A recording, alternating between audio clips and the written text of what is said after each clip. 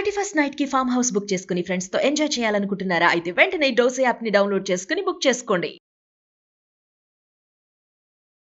నమస్తే రమగారు. నమస్తే జయ. మనం దశావతారాల గురించి మాట్లాడుకుంటున్నాం కదండి. 6 అవతారాలు చెప్పేశారండి, ఇంకొక 4 మిగిలినాయి. మరి నలుగురు ఎవరు? పరశురాముడు తర్వాత పరశురాముడు భూమిని ధారాదత్తం చేసి కశ్యపుడికి ఆయన ఇంచుమించుగా తను దేనికోసం క్షత్రియ సంహారం కోసం వచ్చింది ఆ అవతారం, క్షత్రియులని అణచటం కోసం. ఆ కార్యక్రమం ముగిసి ఆయన భూమిని పూర్తిగా కశ్యపుడికి దానం చేసిన తరువాత రామావతారం వచ్చింది. అప్పటికి భూమి మీద రాక్షస బలం పెరిగిపోయింది. హిరణ్యాక్ష హిరణ్యకశిపులుగా పుట్టినటువంటి జేవిజయులు ఇద్దరు ఈ యుగంలో, త్రేతాయుగంలో రావణ కుంభకర్ణులుగా జన్మించారు.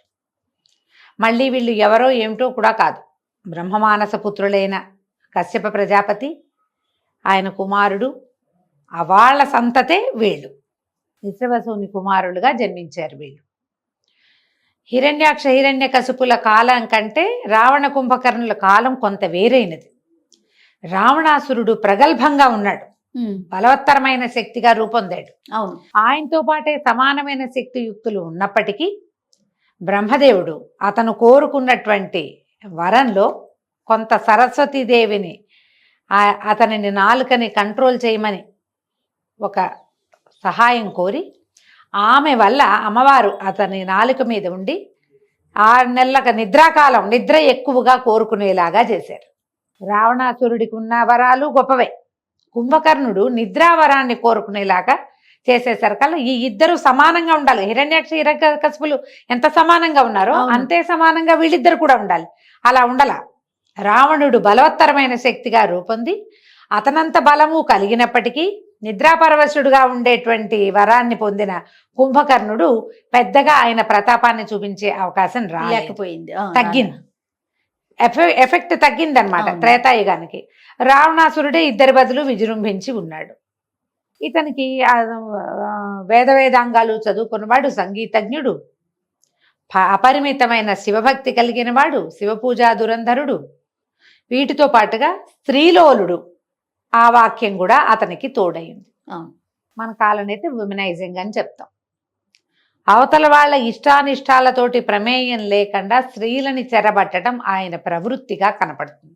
మిగిలినవన్నీ అద్భుతమైన లక్షణాలు. చాలా తపస్యాలి ఆయన. రావణాసురుడు చాలా గొప్పవాడు, అమోఘ వరాలు పొంది ఉన్నాడు బ్రహ్మ నుంచి. ఎవ్వరి వల్ల మరణం లేకుండా నరవానరులు తప్ప, ఇట్లా చెట్ల మీద వాటి మీద తిరిగే జాతి నరులు, వీళ్ళు బలహీనులని ఆయన ఉద్దేశం, అంతే. మిగిలిన ఎవ్వరి నుంచి వరం లేకుండా దేవతలు, దేవజాతులు ఉన్నాయి కదా, దేవగంధర్వ కిన్నర కింపురుషాదులు, యక్షులు బోల్డంత మంది ఉన్నారు. వాళ్ళలో ఎవ్వరి వల్ల ఆయనకి మరణం లేదు అతనికి. ఆ సమయంలో ఈ దేవతలందరూ బ్రహ్మదేవుడికి చెప్పారట, మన రావణాసురుడితో చాలా ఇబ్బందిగా ఉంది, ఆర్యావర్తం అంతా అతని దీంతో నిండిపోయి ఉంది, జనస్థానం అంతా రాక్షసులు, తర్వాత ఏమో మన దండకారణ్యం అంతా రాక్షసులు, వాళ్ళు అక్కడ ఋషులందరూ చేరేది అక్కడ, వీళ్ళని తపస్సులు చేసుకొని ఇవ్వటం లేదు, ఏం చేయాలి? అప్పుడు విష్ణుమూర్తి వీళ్ళకి సహాయం చెప్పాడు. భూలోకంలో దశరథ మహారాజు పుత్ర సంతానం కోసం వాంఛలో ఉన్నాడు. వీళ్ళు సూర్యవంశీయులు. దశరథుడు అప్రమేయ పరాక్రమం కలిగిన వాడు.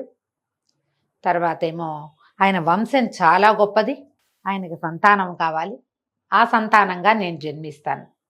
ఈ సహాయం చేయటం కోసం నాతో ఉండేటువంటి 4 శేషుడు, శంఖచక్రాదులు కూడా నాతో జన్మిస్తారు. నా అంశలతోటి, 4 అంశలతోటి నేను అక్కడ జన్మిస్తా. ఈ దేవతలందరూ కూడా అప్సరసలతో కలిసి ఇక వానరులని, లాంగూలములు అంటే యమనాలి, కోతులు, కొండముచ్చులు, తర్వాత ఏమో మన ఎలుగుబంట్లు, ఈ 3 జాతులని సృష్టించండి సహాయం చేయటానికి అని ఆజ్ఞ ఇచ్చారని చెప్తారు. ఒక్క కథనం తెలియజేయబడుతుంది. ఆ సమయంలోనే దశరథ మహారాజు ఏం చేశారు, వీళ్ళు భగవంతుడితోటి దేవతలందరూ మాట్లాడుకున్న తర్వాత చకచక ఈ వానరాలందరూ పుట్టడం మొదలుపెట్టారు. వానరులు ఒక్కొక్క దైవపు అంశతోటి ఒక్కొక్క వానరుడు చొప్పున జన్మించారు. వాయుదేవుడి సంతానంగా ఆంజనేయ స్వామి, వాలి సుగ్రీవులు, మిగిలిన మొత్తం నలుడు నీలుడు మైందుడు ద్వివిధుడు వీళ్ళందరూ కూడా ఒక్కొక్క దేవతాంశతోటి జన్మించారు. వాళ్ళది ఒక ప్రత్యేక సామ్రాజ్యం ఏర్పడి ఉన్నది. అప్పుడు దశరథ మహారాజు ఏం చేశారట, ఈ పుత్రకామేష్టి యాగం చేశారు. ఆ పుత్రకామేష్టికి ఒక ప్రత్యేకమైన విధానము, అది అందరూ చేస్తే ఫలించదు. దానికోసమని ఆయన ప్రత్యేకంగా ఋషిని తీసుకొచ్చారు. ఋష్యశృంగ మహామునిని తీసుకొచ్చుకుని ఆయనతోటి ఈ యజ్ఞం చేయించారు. అశ్వమేధము చేశారు ముందు, తర్వాత పుత్రకామేష్టి కూడా చేస్తే ఆ పుత్రకామేష్టి యాగం పూర్తయిన తర్వాత ఒక దైవం, ఒక ఆయన దీనిలో యజ్ఞపురుషుడు బయటకు వచ్చి వీరికి పాయసాన్ని ఇచ్చాడు దశరథ మహారాజుకి. ఆ పాయసాన్ని 4 భాగాలు చేసి సగభాగం ఒక ఆవిడికి, అందులో సగం ఇంకొక ఆవిడికి, మిగిలిన దాంట్లో సగం మళ్ళీ వెనక్కి అలా పంచి 3 భార్యల యందు పాయసాన్ని 4 భాగాలుగా పంచారు దశరథ మహారాజు. ఆ పంచబడిన పాయసంలోని ప్రథమ భాగం సగభాగానికి రాముల వారు అట్లా జన్మించారనమాట. శ్రీరాముడు, లక్ష్మణ, భరత, శత్రుఘ్నులు. లక్ష్మణుడు శత్రుఘ్నుడు 2 భాగాలు సుమిత్రాదేవికి ఇవ్వడం వల్ల ఆమెకి కవలలు జన్మించారు. 2 కుమారులు. కైకేయీదేవికి భరతుడు జన్మించాడు. ఈ 4 కుమారులు చక్కగా పెరిగారు. పెరుగుతూ ఉండగా విశ్వామిత్ర మహాముని వచ్చారు. వీళ్ళకి ఏంటంటే దశరథ మహారాజుకి రఘువంశానికి కులగురువు వశిష్ఠులు. మొట్టమొదటి రాజుల నుంచి తర్వాత చివరి రాజుల వరకు ఎప్పుడూ ఆయనే కులగురువుగా ఉన్నారు. అయితే విశ్వామిత్ర మహాముని వచ్చి మేము ఒక యజ్ఞం చేసుకుంటున్నాం, ఆ యజ్ఞానికి చాలా ఇబ్బంది కలుగుతోంది, కాబట్టి యాగరక్షణ కోసం నీ కుమారులని పంపించమని అడిగి రాముణ్ణి అతనికి తోడుగా ఎప్పుడూ కలిసే ఉండేటువంటి లక్ష్మణుణ్ణి వాళ్ళిద్దరిని విడదీయలేం. రాముడు రామానుజుడు అనమాట. రామానుజు అంటే రామానుజం అంటే తమ్ముడు, రామానుజులు అంటే లక్ష్మణ స్వామి. భరతుడు శత్రుఘ్నుడు కూడా రాముడు తమ్ముళ్ళే, కానీ ఈయనే రామానుజుడుగా ప్రఖ్యాతుడు అనమాట. లక్ష్మణుడే. రామలక్ష్మణులు ఇద్దరిని వెంబడి పెట్టుకుని తీసుకువెళ్ళి ఈయన పరిపూర్ణ మానవావతారుడుగా జన్మించాడు ఇక్కడ. ఎందుకంటే ఈ రావణాసురుడు కేవలము మానవుల చేతిలో మాత్రమే మరణాన్ని పొందేటువంటి వరాన్ని పొంది ఉన్నాడు. ఎక్కడా తన భగవద్ అంశని కానీ భగవత్ విభూతిని కానీ చూపించలేదు రాముల వారు. మొదటి పుట్టిన రోజు దగ్గర నుంచి, తొలి రోజు నుంచి సరయూ నది ప్రవేశం చేసే వరకు సాధారణంగా మానవులు ఎలా ఉండాలో చూపించారు. మానవులకి ఎలాంటి భావోద్వేగాలు ఉండొచ్చు అదే చూపించారు. వేరేదేం చేయాల. ఆయన నన్ను దశరథాత్మజుడుగా తెలుసుకోండి అని చెప్పారు. దశరథాత్మజుడుగానే ఉన్నారు. మొదటిసారి వెళ్ళినప్పుడు విశ్వామిత్రుడి వల్ల ఈయన బల అతిబల అని 2 పెద్ద విద్యలు నేర్చుకున్నారు. ఆకలి దప్పులు ఉండవు. ఎన్నో అస్త్రాలు శస్త్రాలు ఎన్నో నేర్చుకున్నారు. విశ్వామిత్రుడు వీళ్ళకి కులగురువు వశిష్ఠులైతే విశ్వామిత్రుడు ఈయనకి విద్యాగురువుగా పరిణమించి ఎన్ని రకాలో చెప్పారు. వీళ్ళ వంశం గురించిన కథలు అన్నీ చెప్తూ ఈయనతోటి రాక్షస సంహారం చేయిస్తూ వెళ్ళారు. తాటకని సంహరింపజేశారు. తాటక సంహారం చాలా పెద్దది. అప్పటికైనా చిన్నవాడు, 13-14 సంవత్సరాల నూనూగు మీసాలవాడు అనకూడదు, పసివాడు కానీ చెప్పాలి రాముల వారిని. ఇవన్నీ వరుసగా చేయిస్తూ చివరికి తమ యాగరక్షణలో మారీచు సుబాహుల్లో సుబాహుడు సంహరించి సుబాహుడు మరణించాడు. మారీచుడు జీవించే ఉన్నాడు. దెబ్బ తగిలి సముద్రం దగ్గర పడిపోయాడు. ఆ మారీచుడు కాలాంతరంలో మళ్ళీ వచ్చాడు. అక్కడి నుంచి ఏం చేశారు, ఈ సీతా కళ్యాణం కోసం వీళ్ళని శివధనుస్సును చూపించడం కోసం జనక రాజర్షి దగ్గరికి మిథిలా నగరానికి తీసుకెళ్లారు. ఆ మిథిలా నగరంలో ఈ శివధనుస్సును చూసి ఆ ధనుస్సుని ఎక్కుపెట్టడానికి పరీక్షిస్తుంటేనే విరిగిపోయింది. ఎక్కుపెట్టడానికి ట్రై చేశాడు ఆయన, అంతే ప్రయత్నం చేస్తుండే కానీ ఎక్కుపెట్టబడలా, ధనుర్భంగం అయిపోయింది. ఎవరైతే ఈ ధనుస్సుని ఎక్కుపెడతారో వాళ్ళకి మా అమ్మాయిని ఇస్తామని జనక రాజర్షి ముందే చెప్పి ఉన్నారు. ఇప్పుడు జనక రాజర్షి కూతురు గురించి ఒక వాక్యం చెప్పుకోవాలి ఇక్కడ మనం. ఎప్పుడైతే పుత్రకామేష్టిలో రాముల వారి సంతానం దశరథ మహారాజుకి సంతానం కలిగిందని తెలిసిందో, సంతానం లేని జనక రాజర్షి కూడా పుత్రకామేష్టి తలపెట్టారు. పుత్రకామేష్టికి యజ్ఞం చేయాలంటే ముందు ఒక నేలని ఎన్నిక చేసి అక్కడంతా చక్కగా దున్ని పైరు పంటలు వేసి శ్యామలంగా అవ్వాలి. అది ఆ పంట కోసి ఆ ధాన్యాన్ని హోమానికి వాడాలి, ఆ నియమం ఉంది. వీళ్ళు మొదట నేల దువ్వుతుంటేనే వీళ్ళకు ఒక బంగారు పెట్టెలో ఉన్నటువంటి బాలిక శిశువు లభించింది. యాగం చేయకుండా యాగం చేయకుండానే ఆ లభించిన శిశువుని చూసి మహాలక్ష్మి స్వరూపంగా భావించి నాగేటి చాలుని సీత అంటారు. ఆ అమ్మాయికి సీత అనే పేరు పెట్టి ఆ పిల్లని పెంచుకున్నారు. తర్వాత ఆయనకి కూతురు కలిగింది, ఇంకొక పాప ఊర్మిళాదేవి, ఆయనకి సంతానం కలిగింది. దీనికి పూర్వగాథలో మనకి స్కాంద పురాణంలో ఒక వాక్యం చెప్తారు. విష్ణుమూర్తి దేవతలకు చెప్పారట, నేను మానవుడిగా జన్మిస్తాను, బ్రహ్మ విద్య సీతగా జన్మిస్తుంది అని. ఆత్మజ్ఞానమే సీత. ఆమె మహామాయ సీతగా జన్మిస్తుందని. ఇక్కడ జన్మించిన సీతాదేవి అయోనిజగా జన్మించింది. ఎవరికైనా పుట్టిన సంతానం కాదు. ఇక ఆమెను పెంచుకున్నారు. ఆమె అంత అలాంటి ప్రత్యేకమైన జన్మ కలిగింది. కొన్ని పరాశర సంహితలలో, కొన్ని చోట్ల, కొన్ని పురాణాల్లో ఆవిడ చిన్నప్పుడే ఆ ధనుస్సు ఎత్తేదని, అందుకని ఎత్తగలిగిన వాడికే ఈ అమ్మాయిని ఇవ్వాలని పెట్టుకున్నారని అని ఒక విషయం కూడా చెప్తారు. వీర్యశుల్క అని చెప్తారు. ఎవరైతే ఈ బలశాలిగా ఉండి ఈ బిల్లును ఎక్కువ పెడతారో వాళ్ళకి మా పిల్లని ఇస్తాను అని. విల్లు ఎత్తాడు, ఎక్కువ పెట్టడానికి ప్రయత్నం చేశాడు, అతని చేతిలో విరిగిపోయింది. కాబట్టి ఆయనకి కుమార్తెనిచ్చి పెళ్లి చేద్దాం అనుకున్నారు. సరే, వాళ్ళని పిలిచారు, వివాహం అయ్యింది. వీళ్ళిద్దరూ కలిసి ఇంటికి వెళ్తుండగా పరశురాముడు ప్రవేశం కలుగుతుంది. ఇక్కడ వీళ్ళిద్దరు ఏకకాలంలో ఇద్దరు. ఈయన పరిపూర్ణ స్వరూపుడు, పరిపూర్ణ విష్ణు స్వరూపుడు రాముల వారు, అంశాస్వరూపుడు పరశురాముడు. ఆయన వచ్చి కనపడ్డాడు. నువ్వు శివధనస్సుని విరిచావుట, నా దగ్గర ఇదిగో వైష్ణవ ధనస్సు ఉంది, దీన్ని విరవమంటే ఎక్కుపెట్టమంటే అది చేతికి ఇచ్చేసరికల్లా ఈయనకి వాళ్ళ ఇద్దరి స్పర్శ తగిలేసరికి ఆయనకి తెలిసింది పరశురాముడికి, తను నిలబడి ఎవరి ముందైతే నిలబడ్డాడో అతడు సామాన్య మానవుడు కాదని, సాక్షాత్ భగవద్విభూతే మానవాకారంలో మనకి కనపడుతోందని ఆయన తెలుసుకున్నారు. తెలుసుకుని నన్ను క్షమించమని వేడుకొని ఈ ఎక్కుపెట్టిన బాణాలని తన తపలోకాల మీద వేసేయమని నమస్కారం చేసి వెళ్ళిపోయారు. దశరథ మహారాజు దీనికి ప్రత్యక్ష సాక్షిగా ఉన్నాడు. కానీ తన కుమారుడే కాదని, సాక్షాత్ భగవంతుడని ఆయన తెలుసుకోలే. విష్ణుమాయా విలాసం వల్ల తెలియలేదు. తర్వాత కొంతకాలం హాయిగా ఉన్నారు అందరూ. ఆయన రాముల వారికి యువరాజు పట్టాభిషేకం చేయదలుచుకున్నప్పుడు తృతీయ భార్య, మూడో భార్య అయిన కైకాదేవి ఏం చేసింది, రాముల వారిని అడవులకు పంపాలని వరం కోరుకుంది. తన కొడుక్కి పట్టాభిషేకం చేయమని రాముడిని అడవికి పంపించమంటే రాముడు అడవికి వెళ్ళడం సిద్ధించింది, కానీ కొడుకు పట్టాభిషేకం మాత్రం కుదరలేదు. అట్లా ఈ పినతల్లితోటి ప్రేరేపించబడినటువంటి రాముడు అడవికి వెళ్ళారు. ఇప్పుడు ఈయన ఇక్కడే పట్టాభిషేకం చేసుకుంటే ఆ జనస్థానం ఎట్లా ఖాళీ అవుతుంది, ఆ దండకారణ్యం ఎట్లా ఖాళీ అవుతుంది, ఆర్యావర్తం అంతా నిండి ఉన్న రాక్షస సంహారం ఎట్లా జరుగుతుంది, అదంతా జరగాలంటే ఇక్కడ ఏదో ఒకటి జరగాలి. ఇక్కడ ఇది జరిగింది, అలాగే కదా జరుగుతాయి. అక్కడ ఏదో అవ్వాలంటే ఇక్కడ ఏదో ఒక మార్పు వస్తుంది. ఇక్కడ ఈ మార్పు వచ్చింది. అత్యంత ప్రీతిపాత్రుడైన రాముణ్ణి అడవులకి పంపించమని కోరుకుంది ఆవిడ. ఆమెకు చాలా ఇష్టం ఆయన అంటే.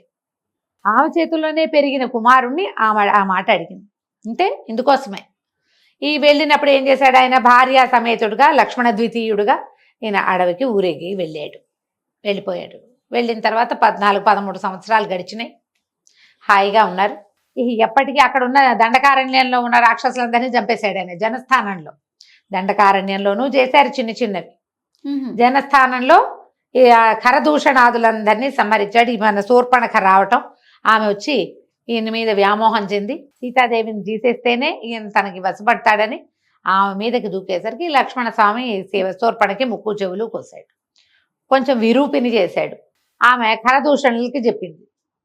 ఖరదూషణుల మీద యుద్ధానికి వెళ్ళి వాళ్ళందరినీ తెగటార్చేశాడు రాముడు. మొత్తం ఖాళీ అయిపోయింది జనస్థానం. ఇది వల్ల కాదని ఈ శూర్పణఖ ఏం చేస్తుంది, రాముడి దగ్గరికి వెళ్ళి మొత్తం కథ అంతా చెప్పింది. రావణాసురుడి దగ్గరికి వెళ్ళి, ఇక్కడ వీళ్ళ దగ్గర మహాసౌందర్యవతైన స్త్రీ ఉందని, ఇలాంటి వాడి పక్కన ఉండాలి, మానవుడి పక్కన ఉందని అతన్ని కొంచెం ముందుకు చేసి ఇక్కడికి వచ్చేలాగా చేసి, ఆయన సరాసరి అయితే రాముడు లక్ష్మణుడు ఉండగా ఆమెను తీసుకెళ్ళలేమని మారీచుడిని ప్రేరేపించి, మారీచుడు చెప్పాడు, నువ్వు రాముడిని ఏం చేయలేవు, రామో విగ్రహవాన్ ధర్మ అని చెప్తాడు మారీచుడు. చిన్న బాలుడుగా ఉన్నప్పుడే నన్ను అక్కడ కొట్టి ఇక్కడ పడేశాడు, ఇప్పుడు కూడా వాళ్ళు మాను ఋషుల వేషాల్లో తిరుగుతున్నారు, భయం వేసింది నాకు అతన్ని చూస్తే, మళ్ళీ పారిపోయాను నేను, అతన్ని గెలవలేవు నువ్వు, నీ వల్ల కాదంటే ఆయన భయపెట్టి బెదిరించి మారీచుడితోటి బంగారు లేడి వేషం వేయించాడు. ఆ బంగారు లేడిని చూసి సీతాదేవి, ఆవిడికి తెలీదు ఇది బంగారు లేడి ఉండదని, తెలుసు ఆవిడకి. మరి ఎట్లా ఇది జరిగేది కదా, కథ ముందుకు వెళ్ళాలిగా. ఆ లేడిని కావాలని ఒక సామాన్యమైన లేడి కోసం భర్తని పంపించి, లక్ష్మణుడిని పంపించి, తను అసహాయ స్థితిలో రావణాసురుడికి దొరికేసింది. ఆయన తీసుకుపోయాడు. ఇక వీళ్ళిద్దరు అన్నా తమ్ముడు వెతుక్కున్నారు. ఇప్పుడు అసలు కథ ఎక్కడ ప్రారంభమైంది? రాముల వారి కంటే ముందు పుట్టినటువంటి వానరులు, లాంగూలములు, వృక్షజాతి అంతా ఇప్పుడు కనపడింది. ఎప్పటి కథ అంతా ఎంత నడిచింది చూడు రాముడి కథ. బోళ్ళంత ప్రయాణం ఆయన 13 ఏళ్ళు నడిచిన తర్వాత ఈ అడవులన్నీ నడిచాక ఆ బ్రహ్మ విద్య పూర్తిగా ఆయన చేతిలో నుంచి బయటికి వెళ్ళిపోయాక అప్పుడు కనపడ్డారు. అప్పటిదాకా వీళ్ళ ప్రస్తావన రాదు రామాయణంలో, వాల్మీకంలో కనిపించదు. ఇప్పుడు వస్తారు. ఈ వెతుక్కుంటూ వెళ్తారు. సీతను వెతుక్కుంటూ వెళ్తే వీనికి విరాధుడు, కబంధుడు, ఇలా రాక్షసులు వాళ్ళు వీళ్ళు కనిపిస్తారు. విరాధుడే నాకు గుర్తుండు. ముందుకెళ్ళేసరికల్లా శబరి. అక్కడి నుంచి ఇక్కడికి వెళ్తారు. ఈ మన వానరులు వాళ్ళు ఉన్న పంపా సరస్సు తీరము. ఈ వానరుల రాజ్యం కిష్కింధ వైపుకి నడిచి వెళ్ళేసరికల్లా వీళ్ళకి సుగ్రీవుడు ముందే వీళ్ళని చూసి, అన్నదమ్ములిద్దరిని చూసి బలశాలులుగా ఉన్నారు, ధనుర్బాణాలు ఉన్నాయి, వాలే పంపించాడని భయపడి తన మంత్రి అయిన ఆంజనేయుడిని వీళ్ళ దగ్గరికి పంపించారు. ఆంజనేయుడు వచ్చి వీళ్ళని ప్రశ్నించి కనుక్కొని వీళ్ళని సుగ్రీవుడితో స్నేహం కలిపాడు. సుగ్రీవుడికి అతని అన్నకి పడదు. ఆ అన్న అయినటువంటి వాలిని సంహరించి సుగ్రీవుడికి కిష్కింధ రాజ్యానికి పట్టాభిషేకం చేశాడు శ్రీరాముడు. తర్వాత ఆయన ఆజ్ఞతోటి ఈ వానరులందరూ దేశం 4 పక్కలకి, భూమి 4 పక్కల వెతుక్కుని ఎక్కడైతే సీతాదేవి వెళ్ళిపోయింది, వీళ్ళకి సీతాదేవి ఆభరణాలు కూడా కొన్ని దొరికినాయి ముందు. ఈ ఆభరణాలను బట్టి ఆమెవేనని గుర్తించి ఈ వైపుకే ఏటో తీసుకెళ్లబడిందని, ఎక్కడ ఖచ్చితంగా ఆమె ఉందో కనుక్కున్నారు.